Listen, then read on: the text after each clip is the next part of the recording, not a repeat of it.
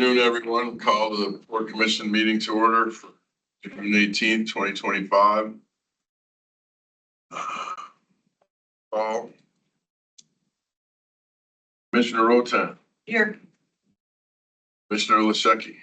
Present. Commissioner Mankulich. Here. Commissioner Thompson. Here. Commissioner Robbins. Here.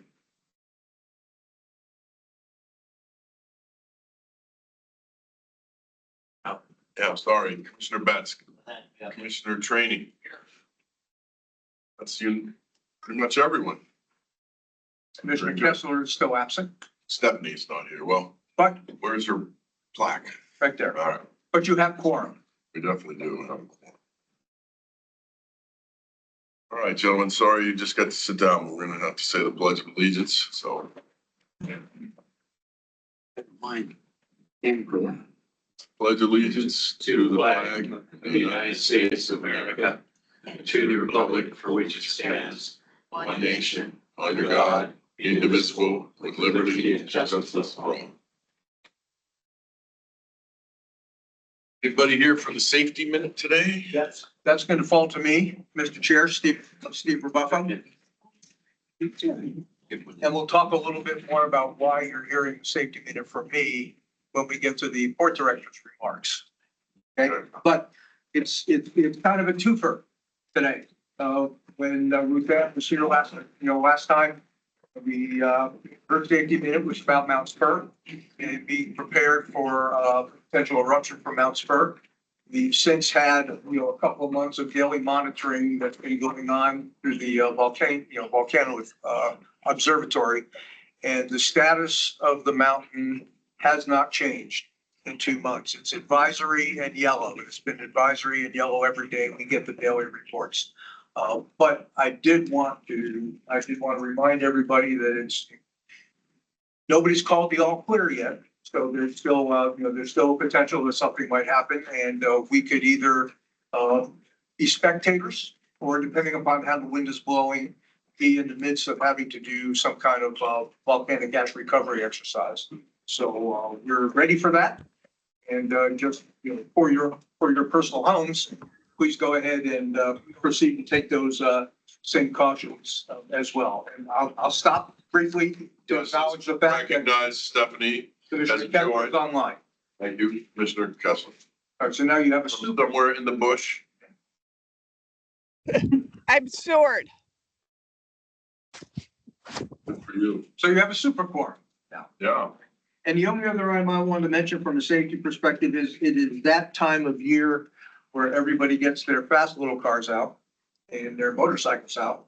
And we've noticed in all the rave alerts that we've been getting that there's been quite a few traffic accidents in town at major intersections. So a word of caution is, really doesn't matter what time of day you're out there.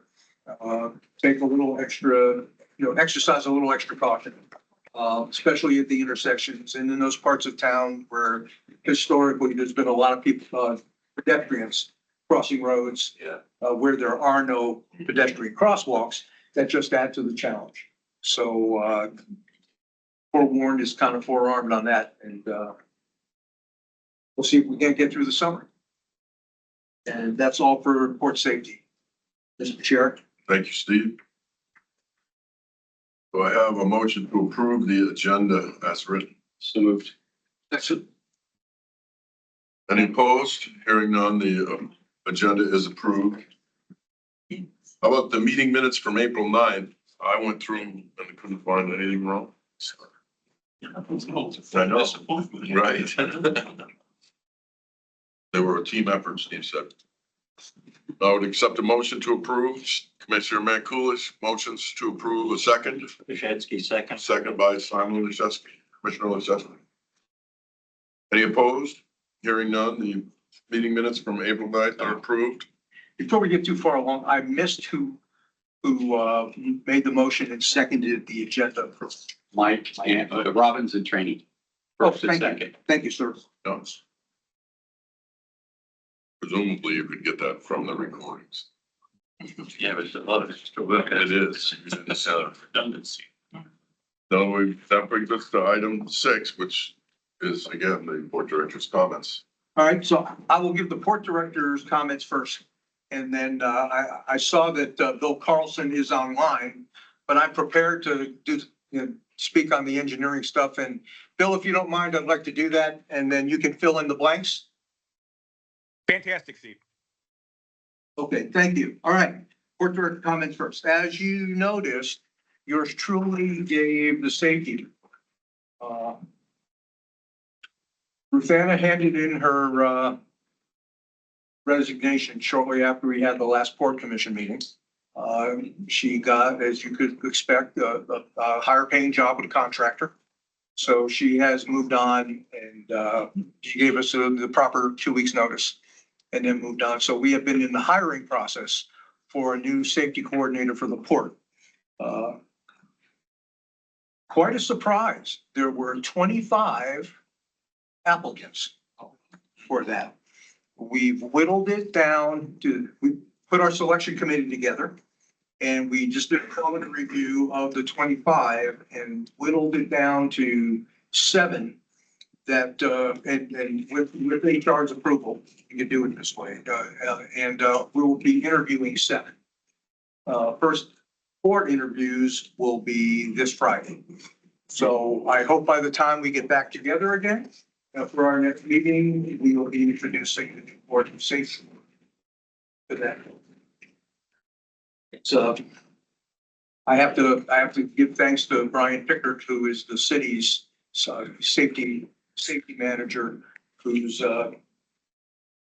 stepped up himself, and also when we needed somebody down here for an on-site safety person, has found a volunteer that will come down here and do that. So we haven't had to carry that load all by ourselves. So pleased to see that. Another vacancy that we've been trying to fill, and this has been a challenge for a while, was when Pat Sinig was here as the port engineering technician in support of Bill. We had a very equitable spread of the workload on engineering because we don't do a whole lot of construction management and engineering management ourselves, but it is a dearth of paperwork to get anything through purchasing, to make all those acquisitions and the like. And it's a lot for one person. And to, Chair Ward and I were talking before the meeting, we went through a period of time where we were burning through port engineers because it's a hell of a workload and probably not what you really expected you were going to get when you got here. So we got approval to add that position in order to give some relief, at least on the administrative side, and a second to help with the paperwork part of all of the engineering for the existing port. It's in an old port and it needs a lot of care and feeding, so we can keep that part of it open. That needs to be kept open while we're demolishing and replacing the port infrastructure. It takes a lot of work. So that position's been vacant as well. We've advertised it a couple of times and gotten no interest as the position description was written and advertised for filling. So we got permission from HR to go back to the drawing board and change it from something that is currently engineering centric to something that is more project management, program management centric at a lower entry level. So we found a position description and a job classification that has quite a bit of room for promotion in it within the same position that fits the bill for the kind of person with the skill sets we need to augment the port engineer. So now I've got to rewrite a PD. So the monkey's on me to rewrite the PD. I'm going to be doing that here in short order. And then we'll put that vacancy announcement back out again and hopefully get a little, as much interest in that as we've gotten in the port safety coordinator position and get that filled. And when we start our 2026 budget review here, we're going to look at potentially adding yet another position to engineering that is more engineering centric. That can be a backup to Bill, and it's a way for him to oversee the whole operation, but share the workload for the really hard stuff with somebody else who's got the engineering hearing experience. So more to come on that. Let's see, want to talk about, I mentioned the 26 budget. We're going to have an in-house meeting, port staff in-house meeting next Thursday to start to map out what our 2026 budget submission to the municipality is going to be. I've already given my bosses a little bit of a heads up that we've taken some budget cuts over the previous 3 years under the previous administration. And as an enterprise, taking budget cuts means you don't have the bandwidth authority to do what you normally do for your users. Because as an enterprise and as a fee-based operation, we got held to the same cost reduction requirements as general government did. And we're behind the power curve on that and need to do something about it. So we're going to probably submit a budget that is bigger than what we've submitted in the last couple of years when we submit for 26 and try to get back to normal. And something that is more reasonable for an enterprise operation to be able to fund itself fairly. So that's coming up next. Ship Creek Boat Launch. It's been open for business. Recall that I let everybody know, if it wasn't at the last Port Commission meeting, it was at the one previous to that, that we're trying something new this year with respect to fee collections.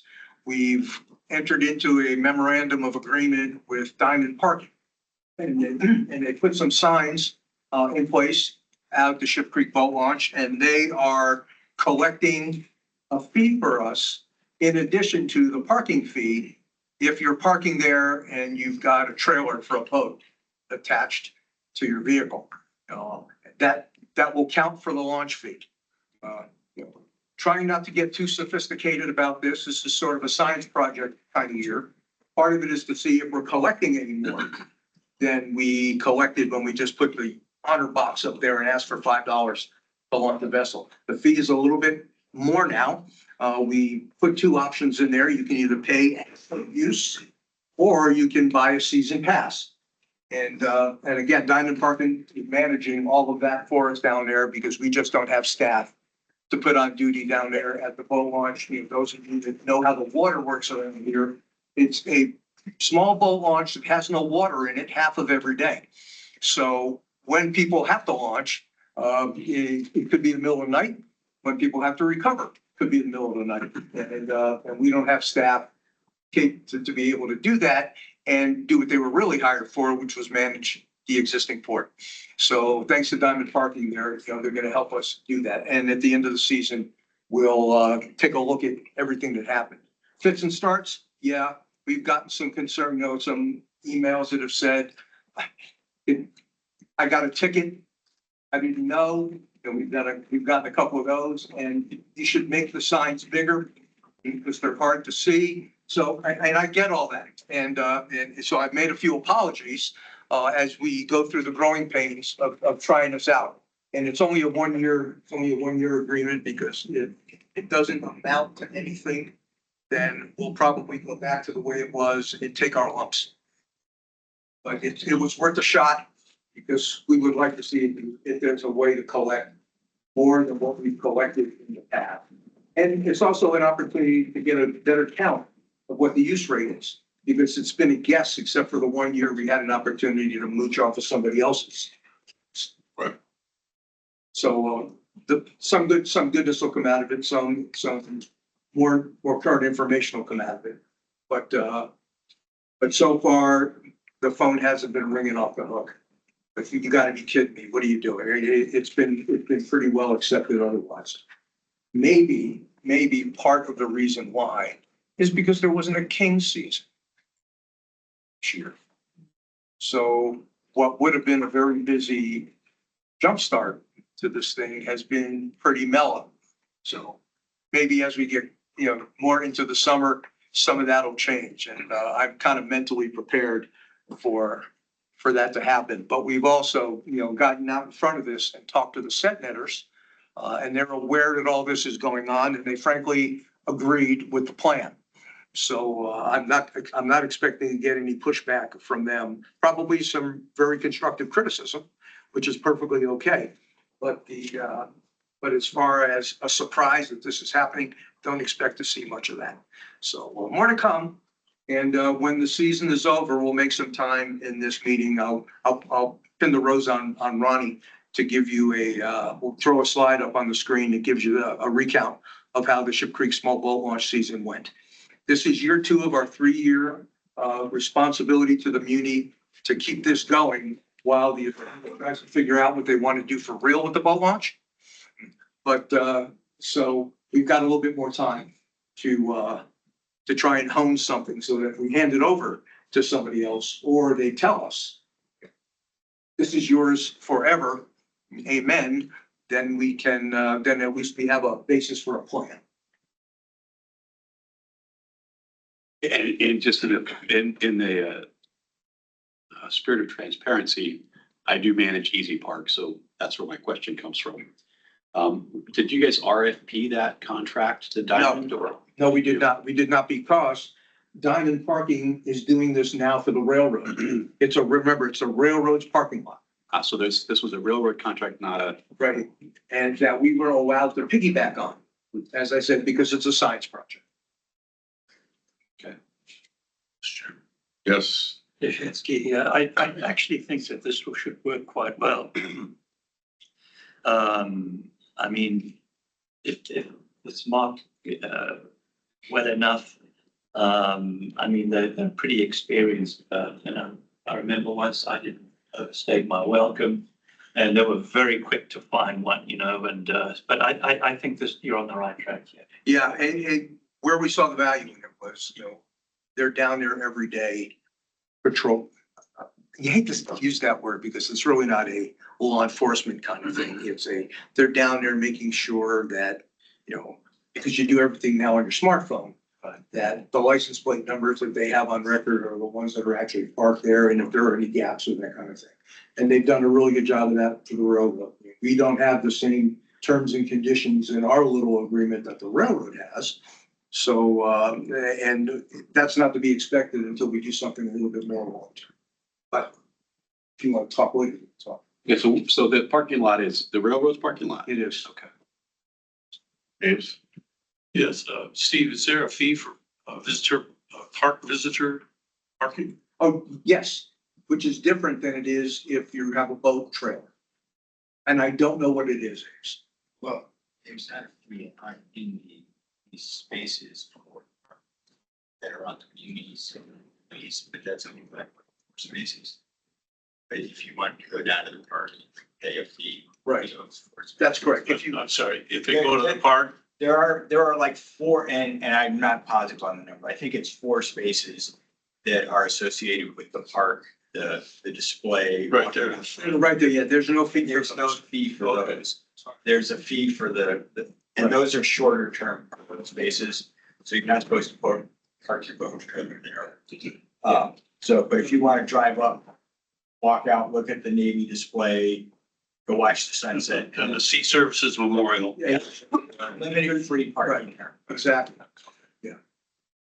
Good to Thanks for looking out for us. Are they charging the $80 ticket fee? With Yeah, I don't even know what they're charging as fines. Like, I do know that, you know, it's $125 for, I'm sorry, it's $25 for a launch.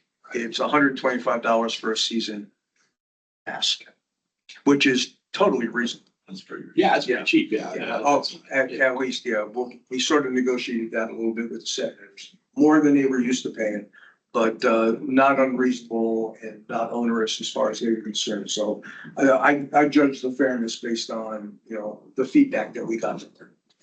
So far, it's been good. One more item under port director notes is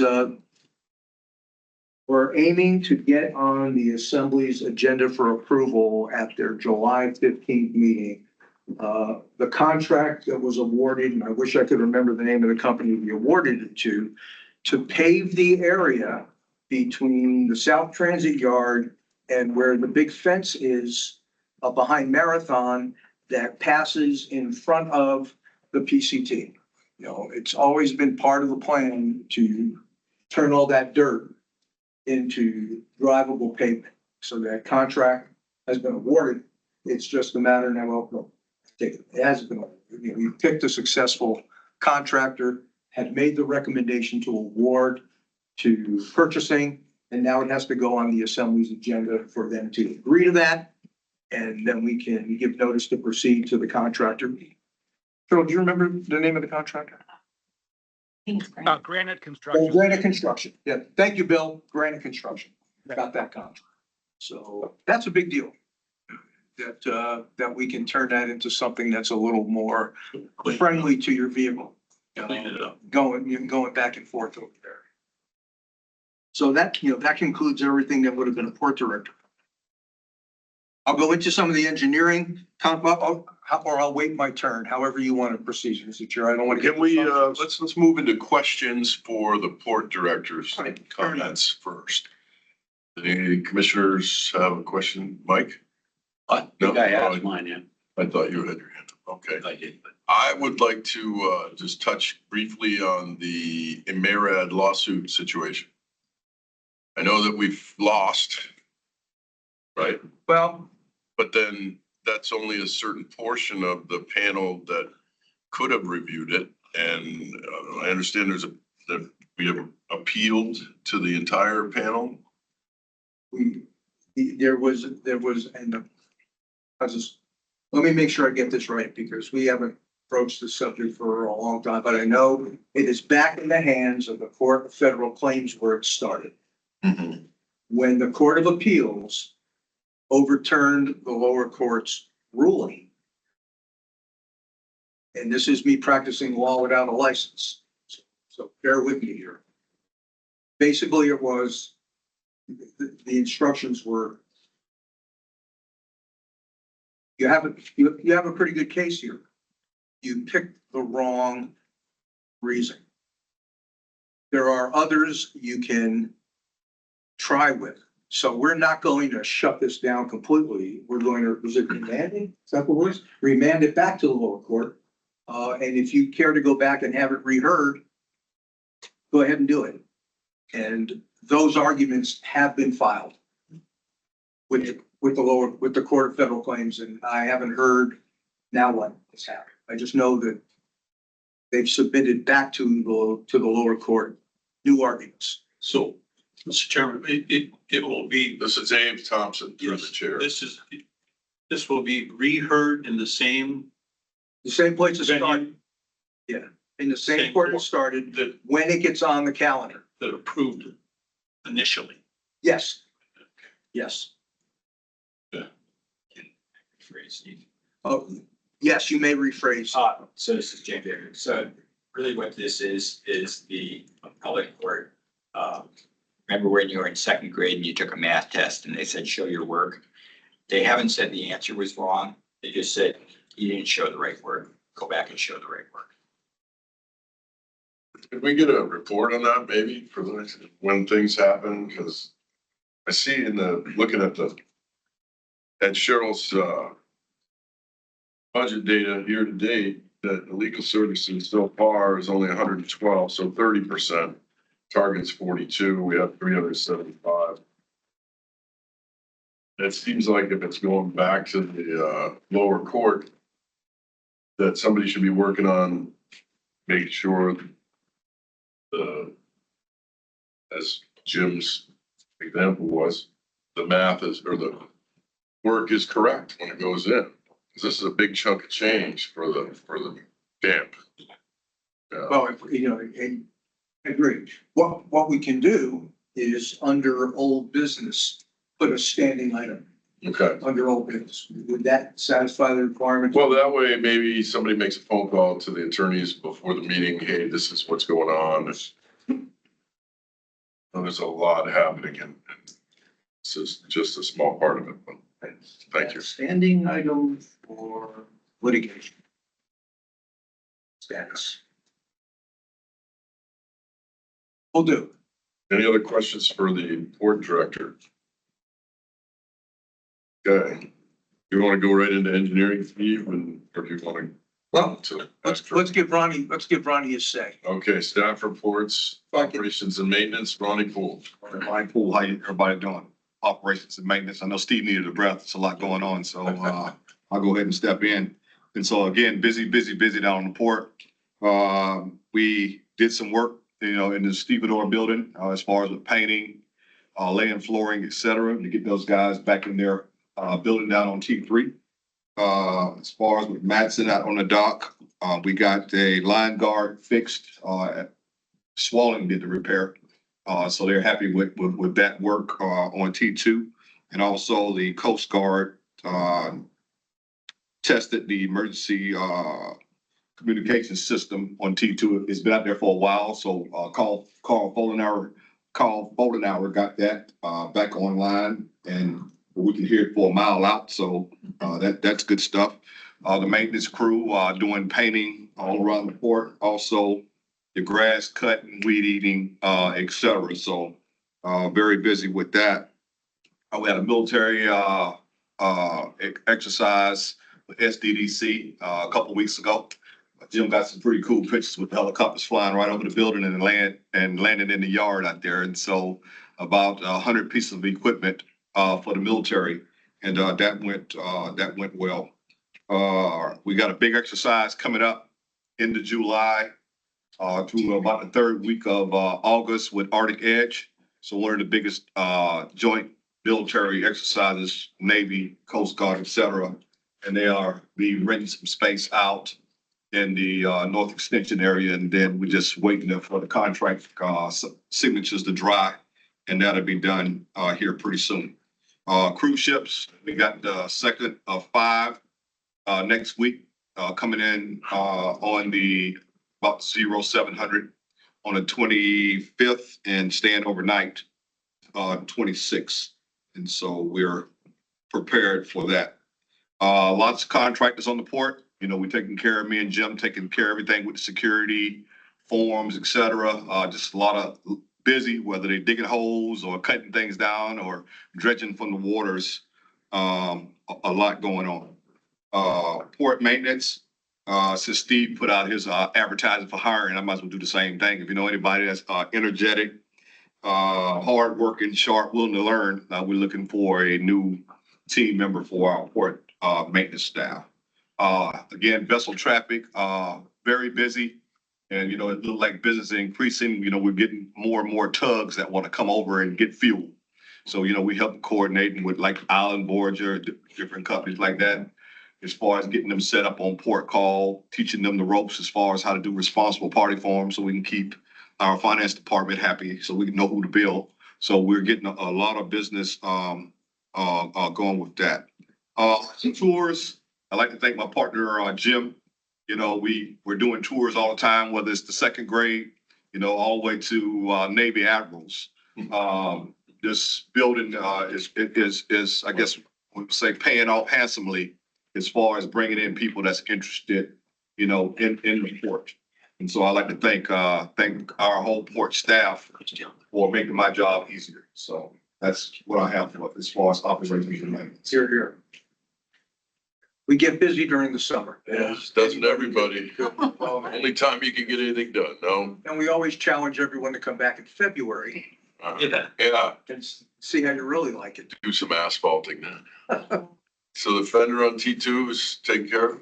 That line that was getting cut, the line guard. And so as far as the actual fenders, that's a project that not Jim, but Bill has gone out with Swalling, and those fenders repairs supposed to happen this summer.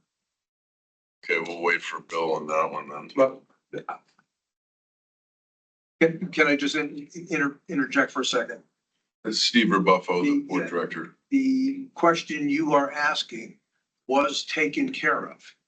Swallowing made a repair to that fender that was problematic for the lines on the vessel At T2. at P2. Okay. Yes, that has been done. And we've gotten some good feedback from Matson that, Okay. So far, it's satisfactory. This is, that fender, for whatever reason, this is a repeat offender. No pun intended. That was really bad. Oh my God, that was bad.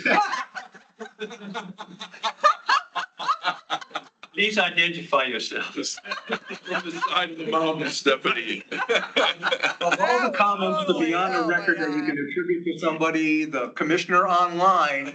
get total- Yeah. total talent. Commissioner sitting in Total- sword. Well, you know, I'm here all week, ladies and gentlemen. I'm gonna write that one down. Dum-dum. Thank you very much, Ronnie. Any questions for Ronnie Poole, the operations and maintenance side of the equation? Okay, so that's, How much? yes, Commissioner Mankulich. The vendor on the north end, keep the lines out of, when are the repairs gonna be done on the actual vendors? Not I believe that's the next question. Yeah. Vendors. I know the contract's been awarded to Swallowing Construction to begin that, and I think there's some materials that they have to acquire, and then they'll be ready to get started. You know, a lot of what they need, I think they brought here already, and we pre-staged it Correct. out here by the slab that's left where the old building was. But they're looking to put the team together to get started. So, you know, the best answer I can give you right now, unless Bill, you have a more specific date, best answer I have right now is soon. Yes, Steve, what the status is, there's two fender repair projects going on. One is the main terminal. Those parts in the crane are staged by the PCT. What we're trying to do is add improvements to the POL2, repair 8 fenders. So that's in for a change order with the approval procurement process. Our hope is to take care of POL2 and the main fenders at the same time. If there are delays with POL2, we would execute the main fender repairs now. as soon as Does possible? that work? Yeah, and we're also in the habit, because we know that there's activity going on the dock for at least a couple of days a week, is we'll let everybody know when the contractor is gonna be out there staging. Not the first time we've had done fender repairs, as you well know. We'll coordinate with with both longshore units to make sure that you understand what's going on out there, and that we know your schedule and get out of your way, you know, when that has to happen. Yeah, because surprisingly, when these guys get moving, this goes pretty fast. So I agree with Bill. This is a get it done this summer kind of thing, for sure. Yeah, because there's some pile driving required for the pin piles that have to get new pin piles that have to get put in place to get the structural integrity back for the fender system. Okay, so who's doing the engineering, you or Bill? Uh, You're gonna do it, he's gonna fill in the gaps. Hey, Bill, if you have your notes and would like to do it, I will stand by here to fill in the blanks. Okay, I'll take a shot at it, Steve. I've just got 4 highlights. One is the PCT. There's been a lot of action at the PCT. Most recently, the stripping lines. We've come from a piping complication. We've come up with an administrative workaround for that. That doesn't seem to be satisfactory to all port users. So we do have a physical fix that's been designed right now in the procurement process to get that executed. So that's been the most recent challenge. The crane itself is fixed. We believe we have the remote control communications fixed as well. We hope to have that tested out this week. And we're continuing end-to-end testing on the lifting arms. We did that partway through a couple of weeks back, came across a problem with some switches we fixed, and we will continue with the end-to-end testing and hopefully be 100% ready to go when we have the stripping lines fixed. Strong progress with the port maintenance complex. We are going through a sole source procurement purchase request for some customized parts when we shifted from the housing application to the port application. So that's happening now. We're working through administration to get the parts shipped here. That's happening now. My goal is to have the parts on the port this fall for construction this fall/winter. A large storm drain project is happening now. We should be going out to bid this month. So that you'll see hopefully dirt being turned this fall. And last was the fender, which I already gave the status on that. And with that, I'm here to answer any questions. And before you ask the questions, can I just add a little? Certainly. Steve Rebuffo, just adding a little bit more background.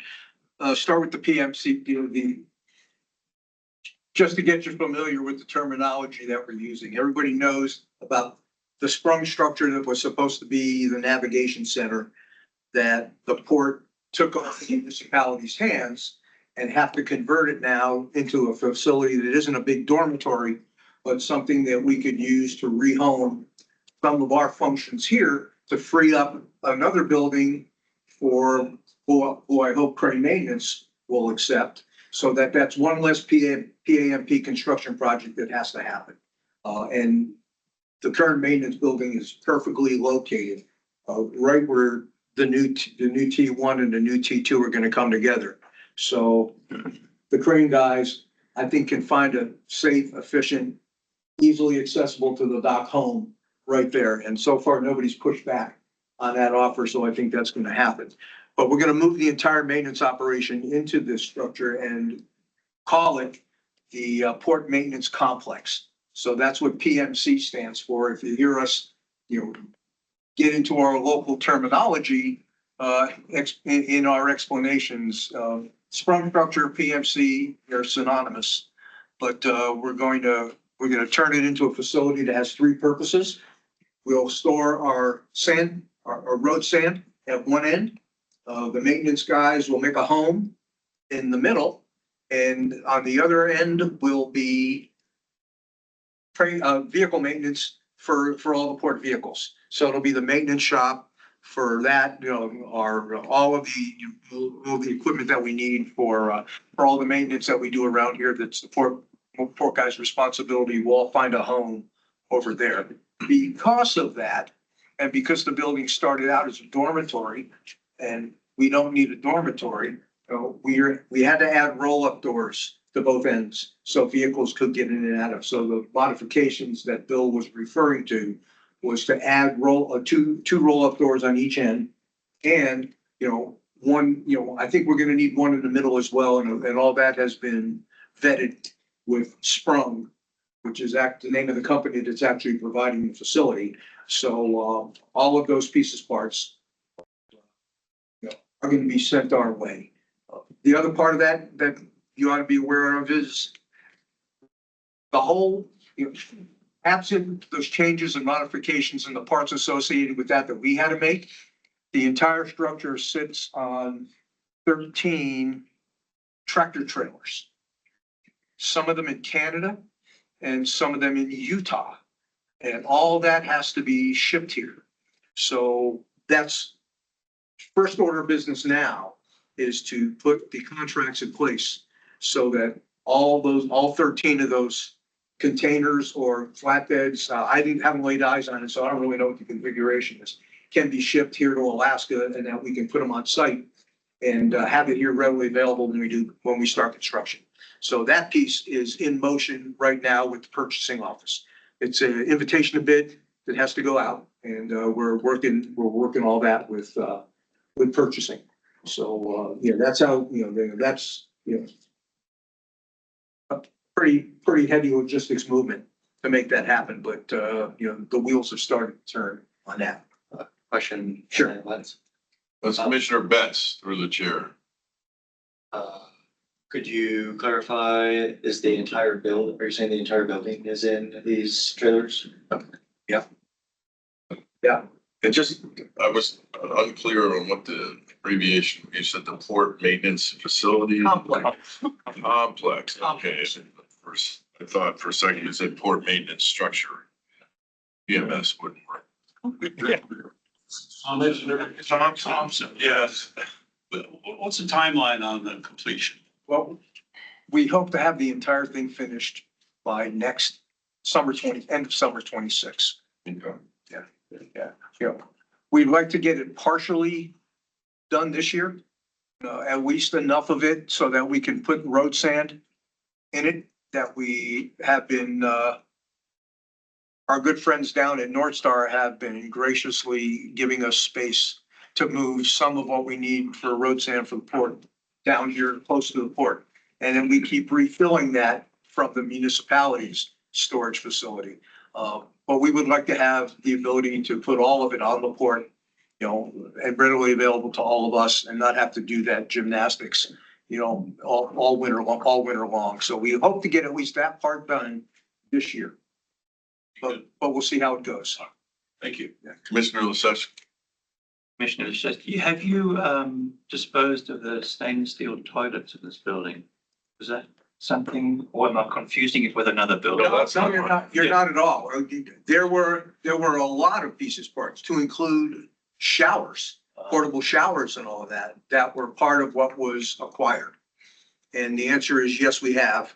We got with our friends at Alaska Premier Auctions and auctioned all of that off.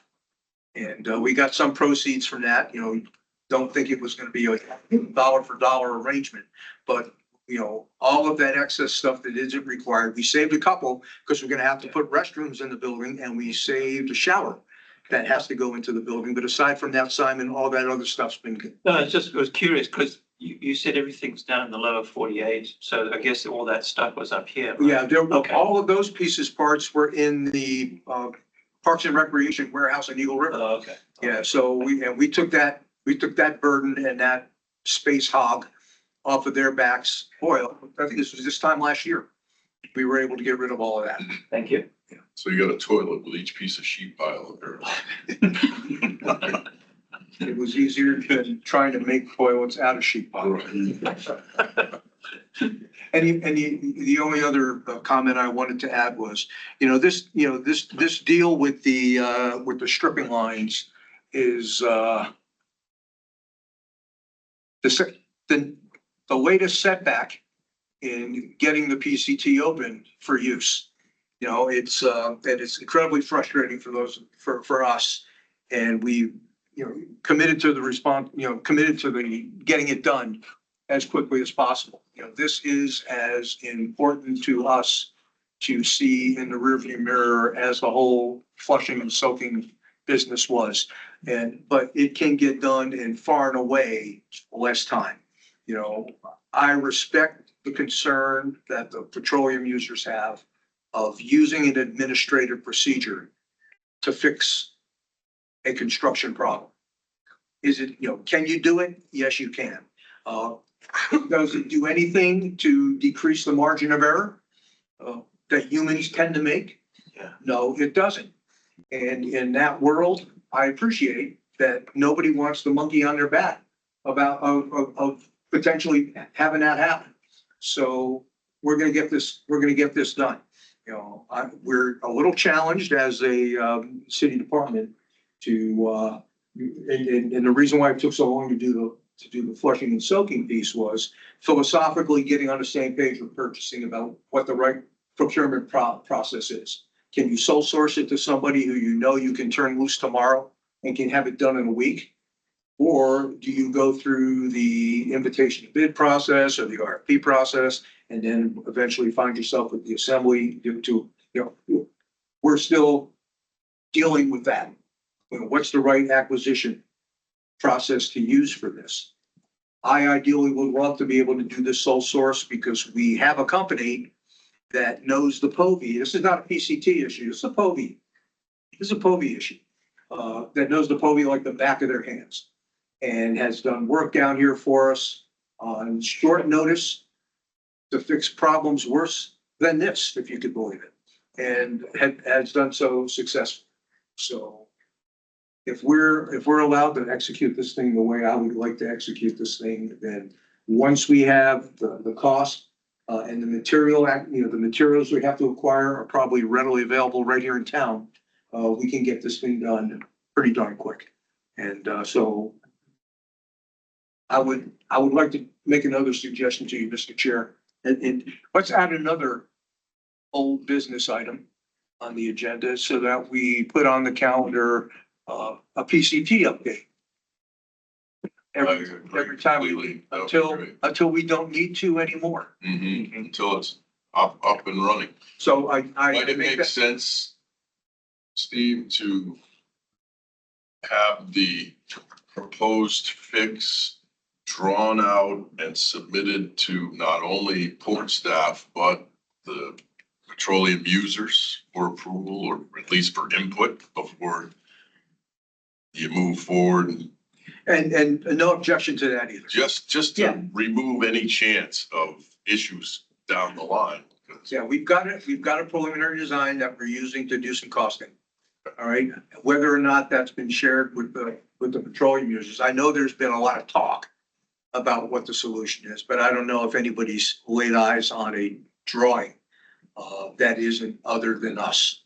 But that's a totally reasonable request, and we'll make sure that happens. Commissioner Ellison. I don't want to forget to say my name. Was the line flush successful? Yes, it was. Thank you. And we have the lab tests Right, to confirm that. right. Yeah, so we're excited about that. Okay, that's really good. Thank you. Behind us. And all of the, remember, we had to build a specially modified manifold and install it at the berth. So that you can push the fuel to all the different lines when you needed to. Right. So that's been removed. The loading arms, which are the big, combination hose, and have all been reconnected, hydro tested. They've all passed.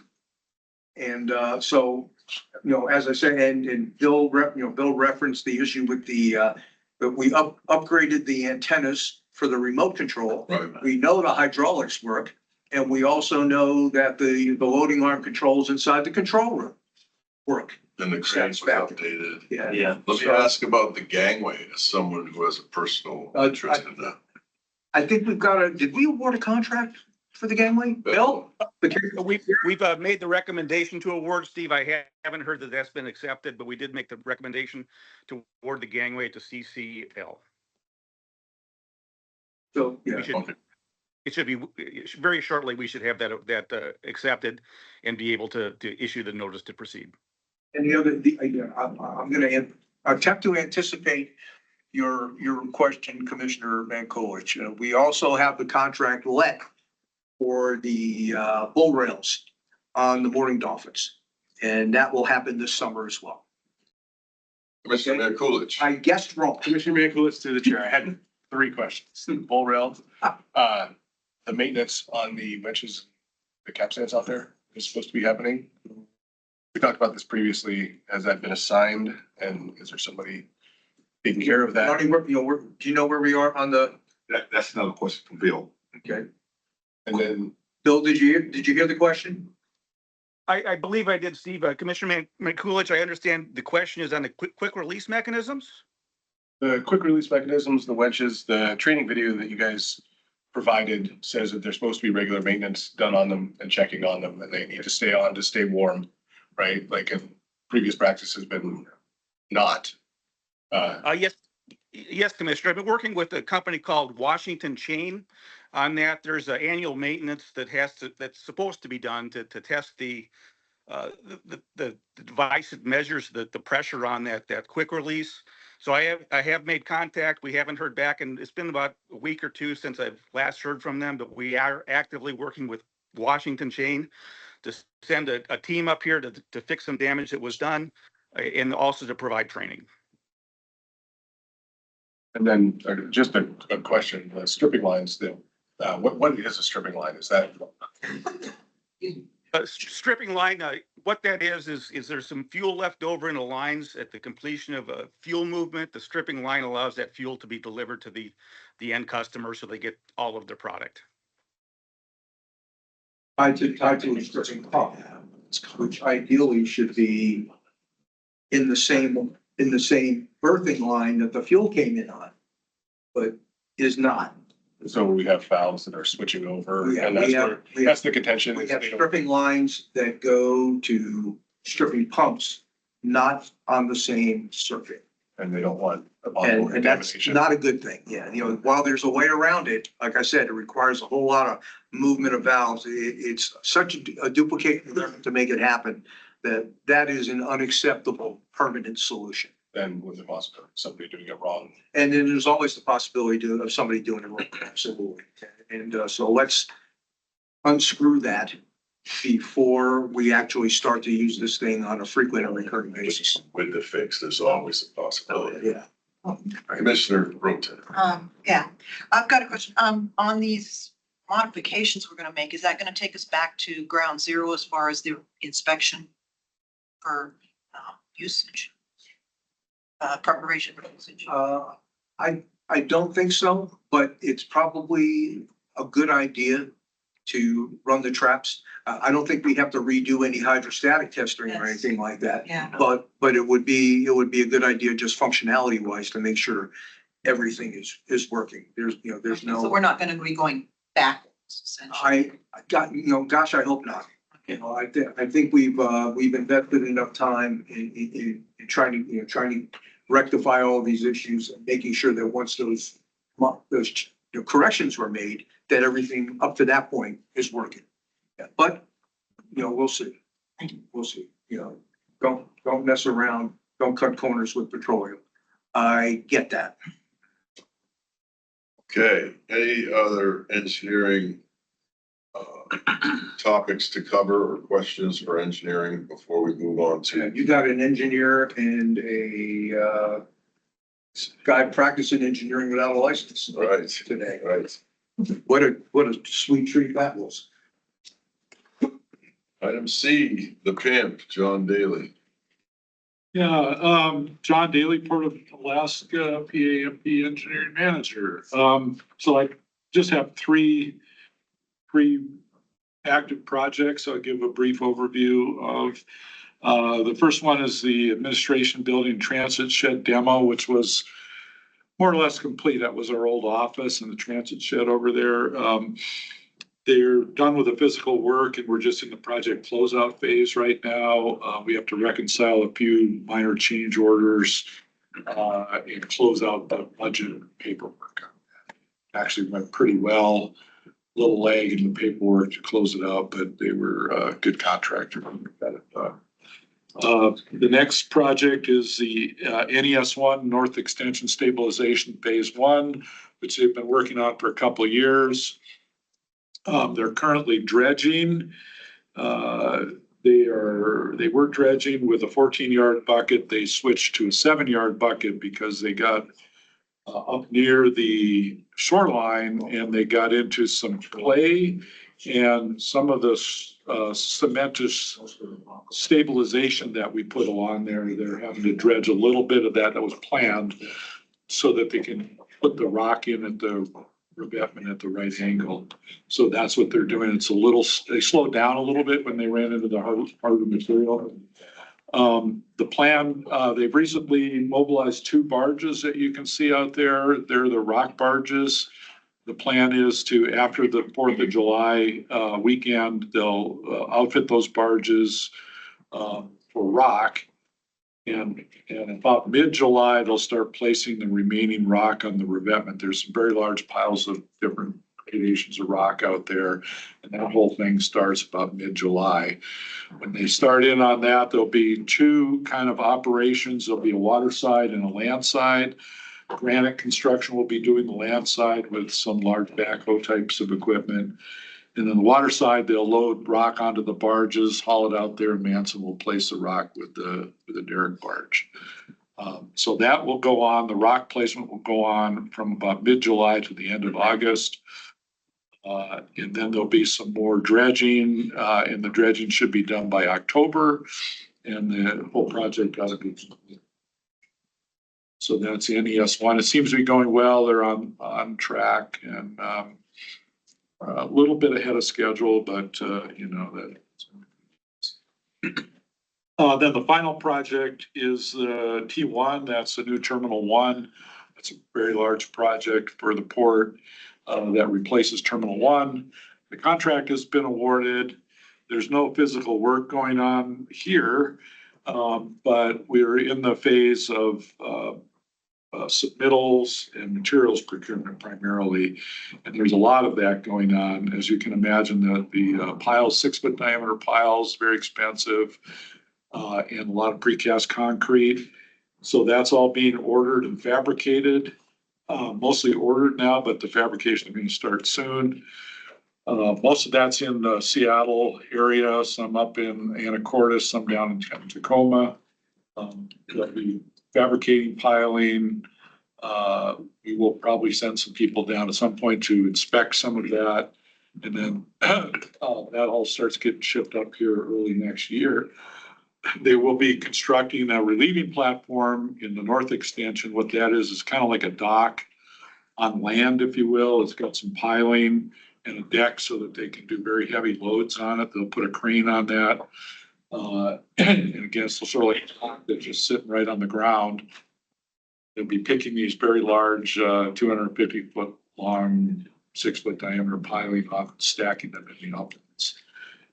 The other things they're doing are temporary facilities plans. We're going to be talking with Matson here. Once they start, they're going to take over a lot of the South Transit yard, some of this yard out here, A yard right in front of the building, and a lot of the north extension.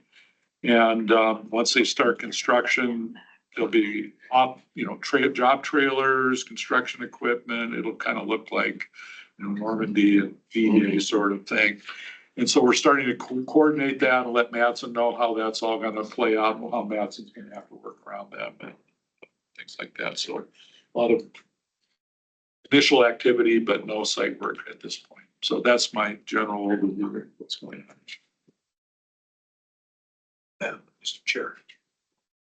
Yes. May Well, do I you want to comment on Pam? did, You do. what I did want to do was I wanted to make an offer to the commissioners before the next work commission meeting, same day, but before the meeting starts, we take you all out to the NES1 site, because by then they will have started into the rock placement to create the shoreline. If there's any interest in going out there and having a look, we'll put that little field trip together before we convene the meeting next time. Yeah, that's a great idea. Yeah. Sure, we could have lunch out there.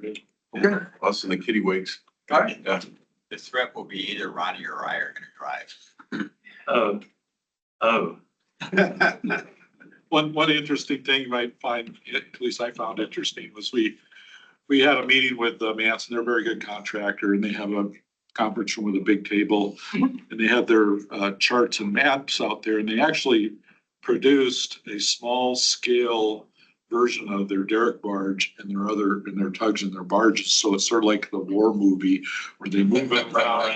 It's to scale to match the drawings. So they periodically update the dredge drawings that show the contours of where they're at. And they kind of move. Nice. They had the little hockey stick where they moved the shit. It's kind of fun and actually very practical because you can get a visual of what's going on and they use it for planning. So Is the permitting all on track still for T1, John? yes, yeah. And as a matter of fact, it's Because we lost a year, so I was concerned. right. I think I'm not trying to make a political statement, but I think there's a lot of pressure on the permitting agencies these days to be more efficient, I guess is the best way to say it. So and they seem to be doing that. So we've heard that they actually may be done in a little early in September.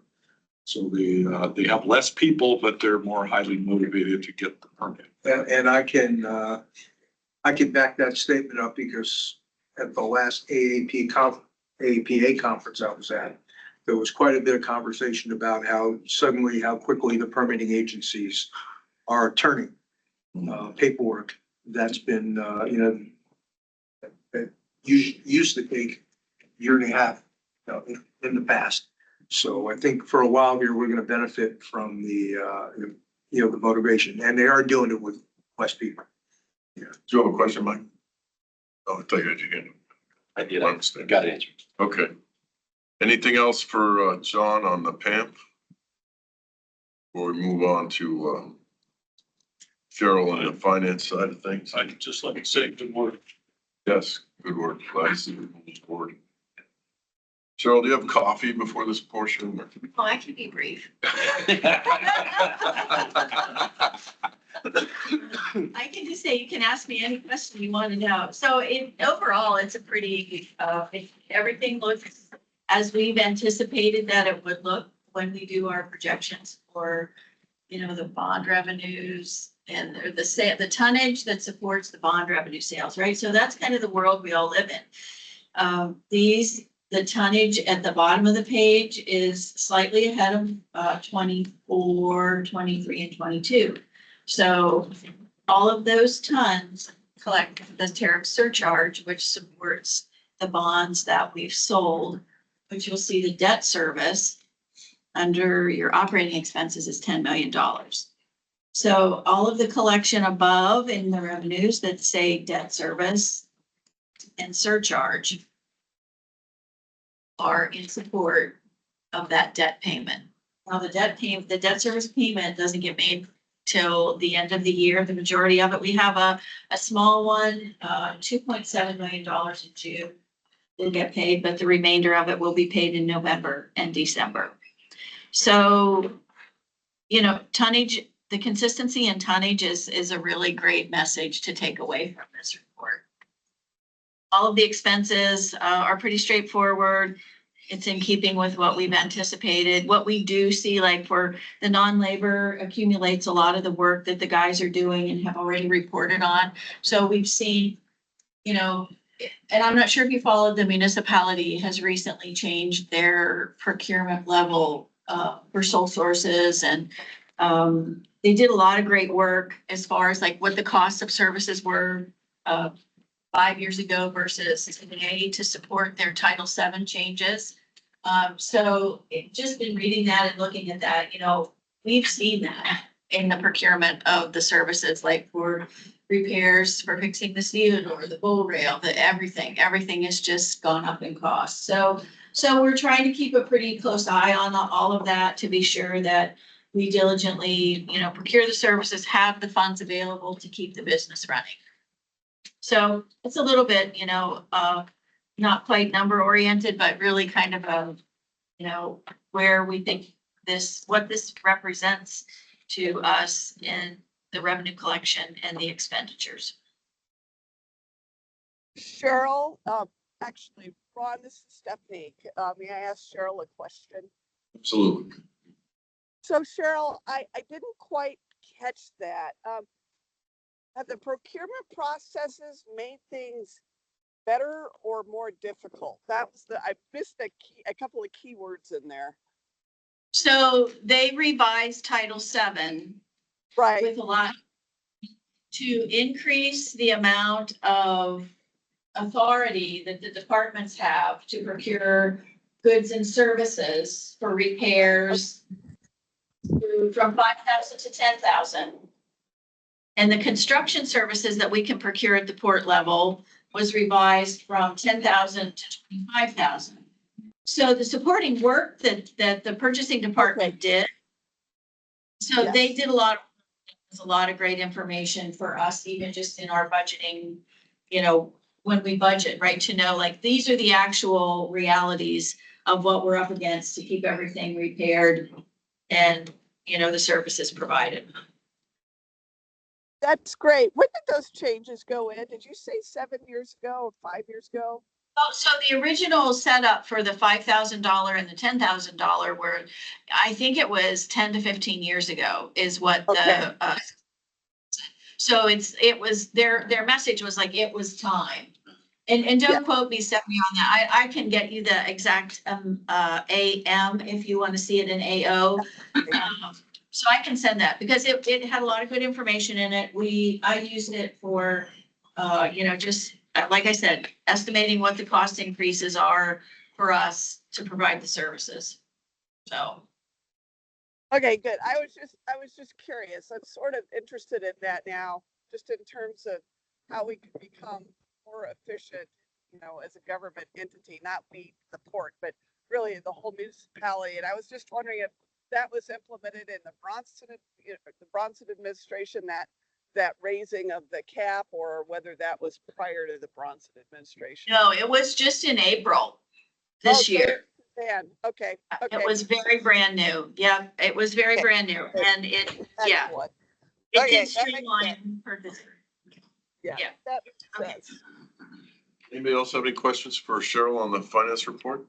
Mr. Thompson.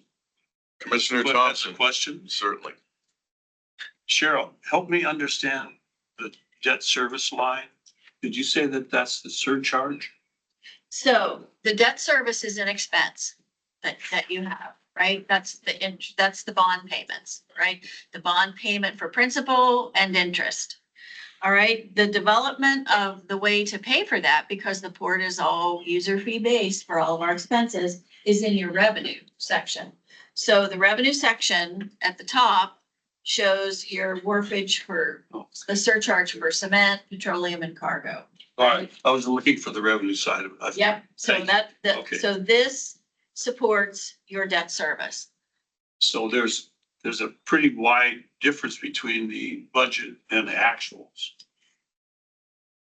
And under the expense.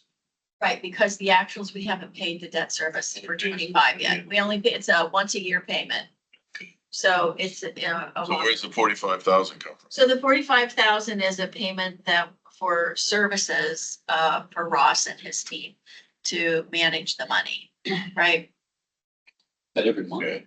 No, once a year, Once a year. Yeah. right? So.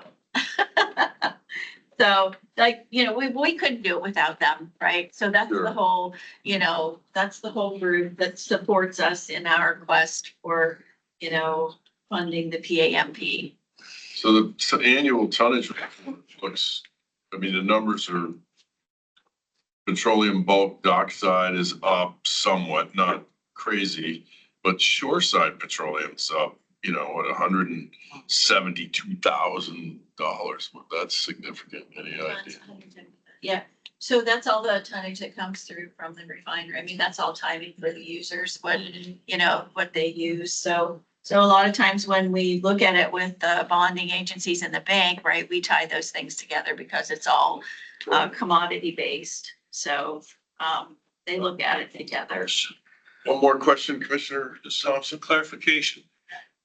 On the revenue side, you show wharfage bulk dry surcharge, then wharfage bulk liquid debt service. Right. Are those terms interchangeable? They should all, so we had a debt service before for the liquid. So those all come straight out of the accounting system and the names just need to be changed. So the answer to the short answer is yes, they are all It's the all, same. all surcharges. Okay, thank you. So I'll get that corrected. Thank you.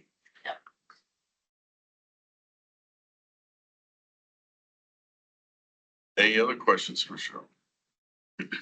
Okay. Thank you, Cheryl. Yep. Programs, policy, security at Jim Jaeger. Hello. This is Jim Jaeger from the court. Okay, so what should we talk about? We did submit an application for a congressionally delegated spending request since the last meeting. Basically, we asked for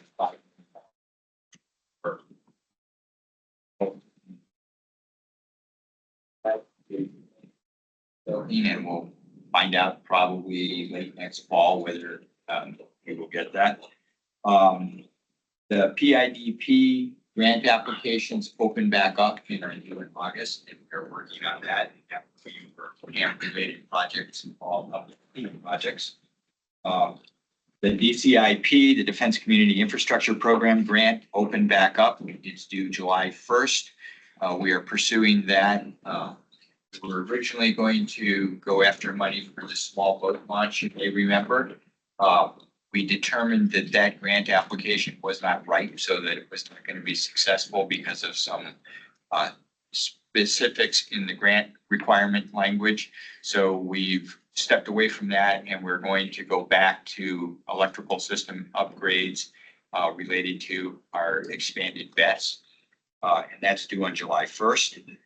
Related to that, the office, the same office that does the DCIP grants came out and last Friday wanted an application for a study that would benefit Alaska National Guard mobility, power energy related studies. So we put together an application for a study that Chugach, the municipality, and J-Bear and the port were all already looking for a way to fund for improving our electrical systems with overlapping microgrids and some other electrical systems. So we put that application together. They're expecting to have an answer of whether that study will be funded by the end of this month. So that was a very quick turnaround. So that's out there.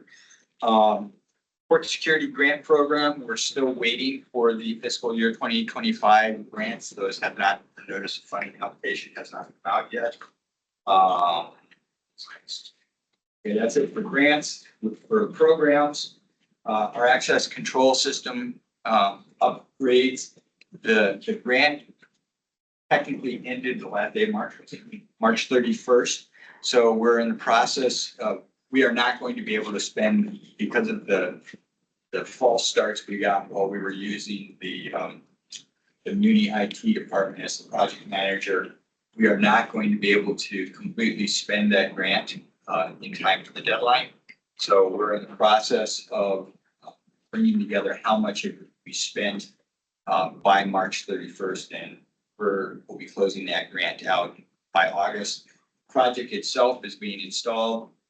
We've been held up by some delays in equipment delivery, but we expect to have most of the project installed and commissioned by the end of July. And then on top of that, the Coast Guard's also changed a few of the regulations regarding what types of readers we can use. So there have been a few other hiccups. Other projects, the Port Power Plan consultant, or the Port Power Planning consultant, we put that contract out on the bid. We have got her out on the street. We have the proposals back in house, and we're going to start the review of those proposals next week. So we should have that contractor in place. That contractor, their first job is going to be our EPA Clean Ports Grant. It's got the money, it's sitting there, and we just need to start spending it, and that contractor is going to help us start spending it. So that's on track.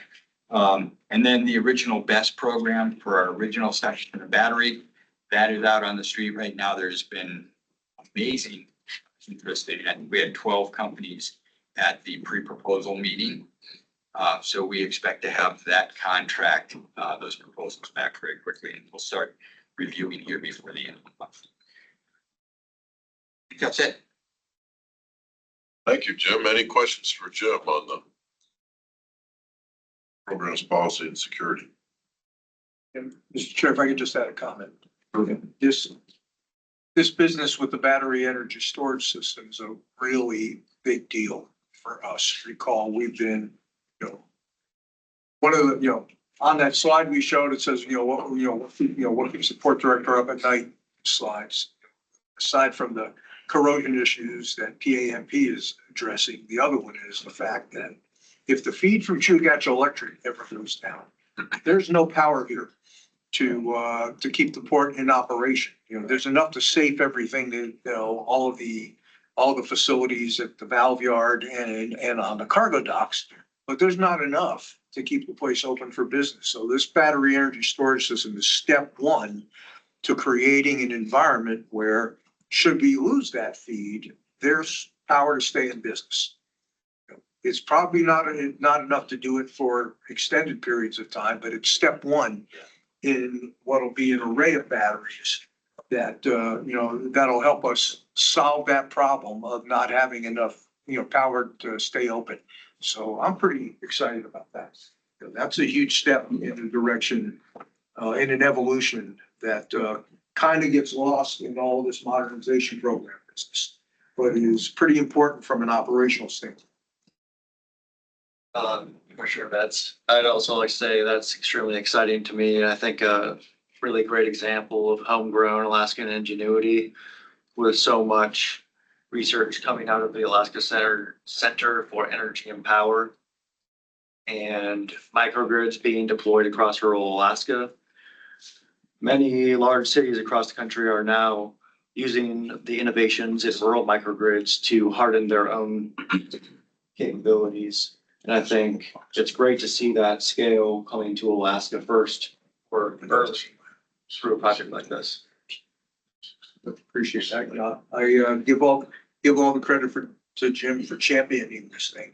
It's, it's a challenge as a municipal department.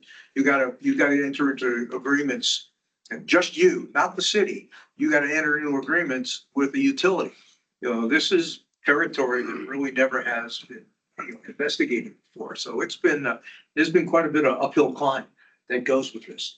And so we're solving a lot of problems being first that when other departments in the city, other enterprise and utility departments in the city may find themselves with those opportunities, you know, after you got a chance to learn from what we've done and had to go through to get to this point. So Commissioner Robbins, you had your hand up? I do through the chair. Steve, do we have, do we have any backup power at the port now? we have generators, Diesel generators? yes, Okay.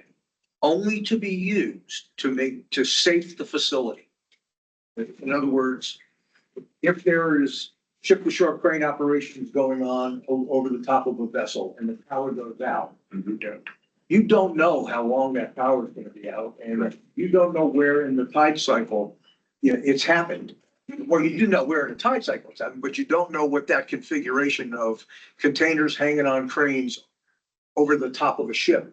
You know, is the ship rising up into those cranes and those dangling containers?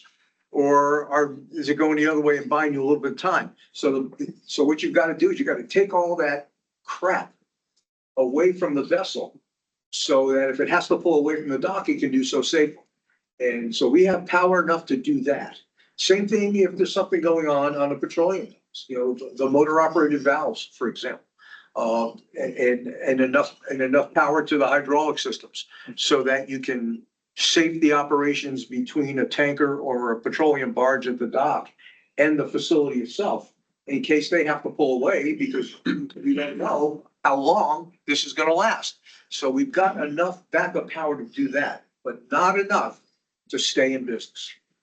And so that we have, just so I understand, so we have like a little microgrid now that's powered by the diesel generators. But it's not, I wouldn't even call it a microgrid. I wouldn't even flatter it, call it that. Okay, I don't know. That's what I don't really know. But so is this, the streamer, the power backup, the batteries, that's something we got a federal grant for? Yes. Okay. Commissioner Mankulich?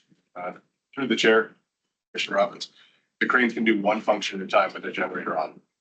They can gantry or trolley or boom, like that's, but only one function at a time. And really what it does is allows it to boom the crane operator to get out without having to be sitting in a cab that is not heated with no electricity over the ship for hours and hours and hours. So there's like, it's just to stop. And that only works if the bus bar has got power. If the bus bar's got a problem, ship's got to leave with the cranes down, which I've had to do. So the generator powers the bus bar only and nothing else. That's why you want to call it a microgrid. It's basically plugged into the cranes and the cranes. And then certain buildings like this building has a generator. So we'll have the lights on in this building, but that really doesn't help you with offloading operations. That just gives us a place to work. So a number of the buildings around the port are set up like that, but it's not enough for operational. Mr. Lucien? Thank you. Chair, any of these projects at risk with the cuts? I would say the one that is most at risk is probably the EPA Clean Ports Mining program. So far, it is okay, Right. and we're proceeding with it. But that's a planning a project or a series of projects as opposed to actually doing the project. So the imminent harm is relatively small. Okay, thank you. Okay. Old business.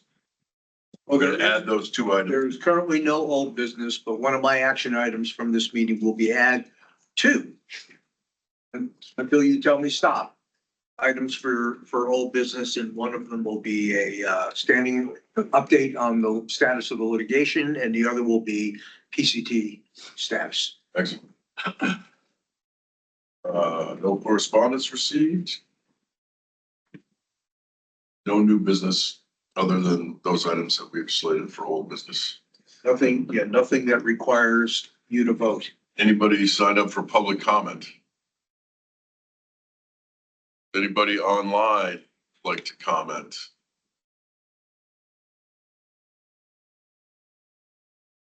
Perhaps one of the petroleum users.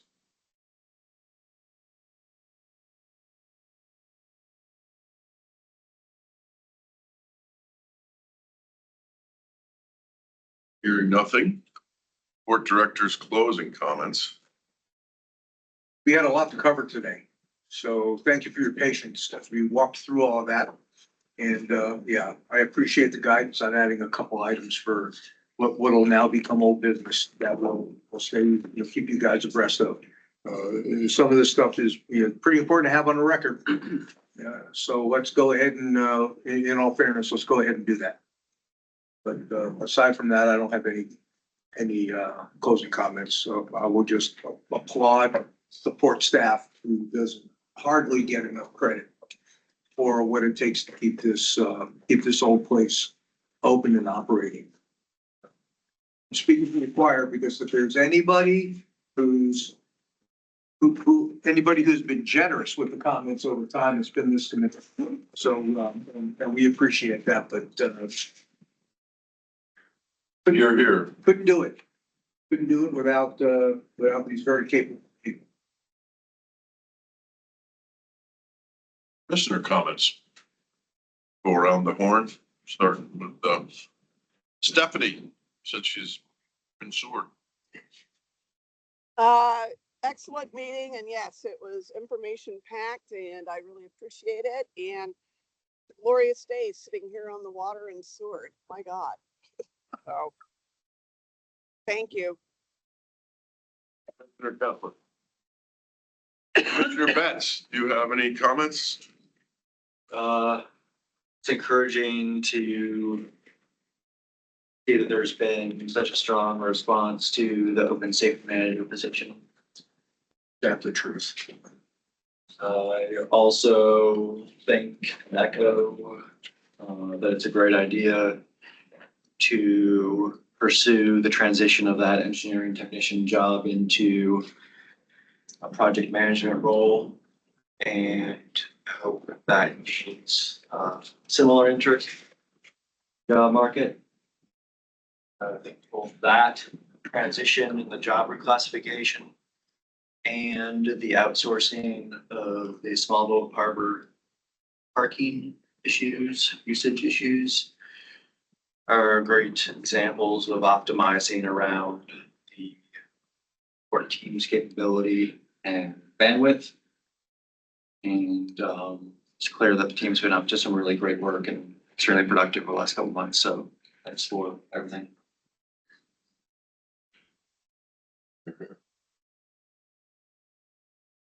Commissioner Robbins? No comments. Commissioner Training, no comments. Assistant Chair Thompson. It sounds to me like everything's under control. My confidence. Thank you. Commissioner Lozinski. It's a hell of a team. Yes. Special shout out to Jim. Thank you for pushing that battery energy storage project. A lot of hard work, and I think a lot of difficulty in getting it going, and I'm very happy to hear it's in hand. Yeah, it's getting there. Commissioner Olson. Comments? Commissioner Mankulich. Thank you to the board staff. Like, I understand, I really do the beating that you take because things don't move as fast as they should, right? Like I go out and I have 200 and that are, why isn't anything, and I understand that if you could do it tomorrow, you would.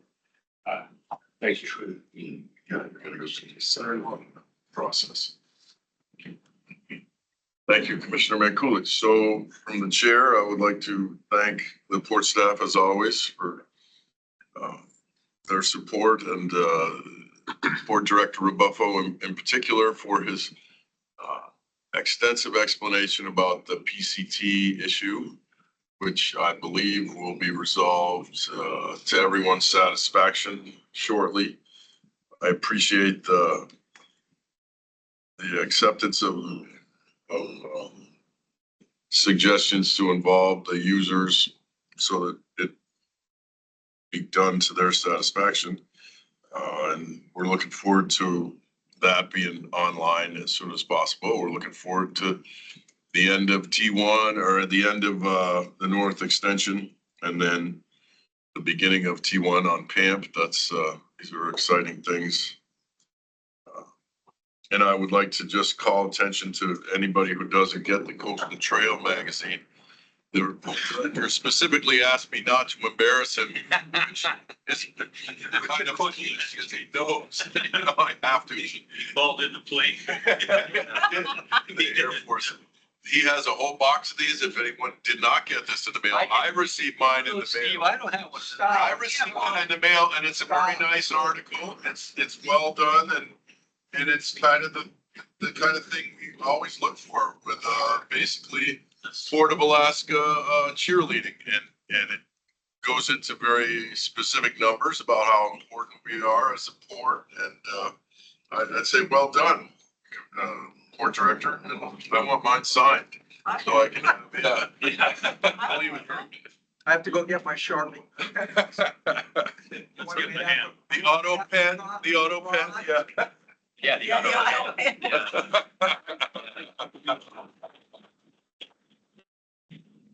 All right, next meeting, let's see. I am not around in August much. I can make the 3rd, I think, is what I had. No, what's the Wednesday? No, the 6th. 13, 20, 27. No, so I have the 30th of July. No, I guess I was looking at September. I could do the 3rd of September. If we be in between ships then, and that's a little ways out, but I mean, summertime, everybody's so busy, maybe something will have happened. What does anybody think about the 3rd of September? I'm available. Works for me. Same. I'm out of town, but can call in. Now or the 3rd of September? 3rd of September. I'm out of town now, called in, but I will be out of town. I was in Seward yesterday. It was not sunny, so I'm glad you're enjoying No, I it. was here yesterday too. It's a vast improvement over yesterday. Right, You're right. gonna be retired, embrace it. Yeah. So September 3rd, hearing no objection, September 3rd it is. Mr. Chairman, Yes. is that the meeting where there will be the tour? Yeah. Before? Yes, we will, we will That sounds That good. sounds put together a good. report before Look that. forward. That's on the 2nd, you said then. The day of. No, we'll do it the The day day of the meeting. Oh, even better. After the meeting or before? before the meeting. Before the meeting, so plan to get here early. To arrive, yeah. 7:30. May I suggest that we'll do it at about 11? Okay. Let's. Okay. Should we meet here? We'll meet here All right. and, Ronnie's got some special modifications to the port bus, the ejection seats, that sort of We thing. may have to put white jackets on. Will there be room for the king? And 7:30 in the morning in September might be a little dark. This is a recorded meeting. Yeah.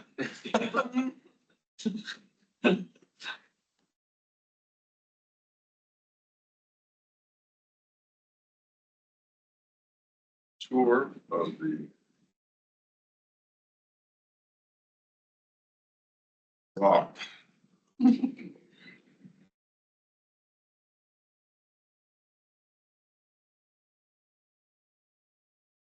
Would you entertain a motion to adjourn? I would entertain a motion to adjourn. Yes, I was.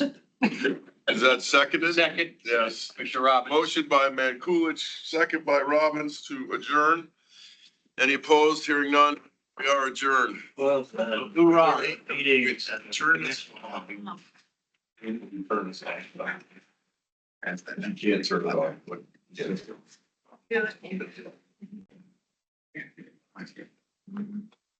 Okay.